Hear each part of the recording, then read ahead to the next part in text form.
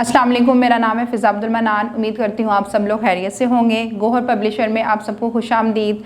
हमारा मोटो है redefining the geography of education through digital resources for conceptual learning. और हमारी किताब का नाम है गोहर ग्रेस उर्दू नर्सरी 4+। सफ़ा नंबर 34 पे हम मिलने जा रहे हैं दाल के ख़ानदान के एक और फ़र्द के साथ, जो कि है ज़ाल, ज़ाल ज़। लेकिन उससे पहले कुछ हदायत हमारे पास मौजूद है जो साजा के लिए हैं। हर्फ ज़ाल रेत सैंडबॉक्स पर लिख के दिखाएं और बच्चों से इसकी मशक करवाएं। ज़ाल और इससे शुरू होने वाले अल्फाज की पहले खुद बुलंद ख्वानी करें, फिर बच्चों से करवाएं। ज़ाल से शुरू होने वाले मज़ीद अल्फाज की फ्लैश कार्ड से वजाहत करें, जैसे ज़हीन, ज़हन वगैरह। हर्फ ज़ाल के 2 हर्फ अल्फाज पढ़कर सुनाएं। अब हम बढ़ते हैं अपने सबक की तरफ।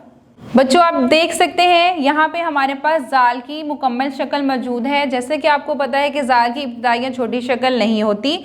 और यहाँ पे मौजूद है हमारे पास ज़ाल के कुछ दोस्त। सबसे पहले नंबर पे हमारे पास मौजूद है ज़ख़ीरा, ज़ाल ज़ख़ीरा।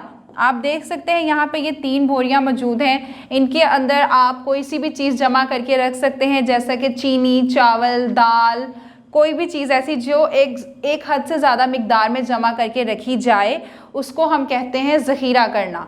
इसके बाद हमारे पास मौजूद है ज़रात, ज़ाल ज़रात। ज़रात आप देख सकते हैं यहाँ पे चीनी के ज़रात मौजूद हैं हमारे पास।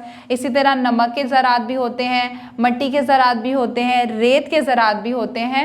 इनको कहते हैं ज़रात। इसके बाद हमारे पास मौजूद हैं 2 हर्फी लफ्ज़ पढ़ें, 2 हर्फी लफ्ज़ पढ़ें।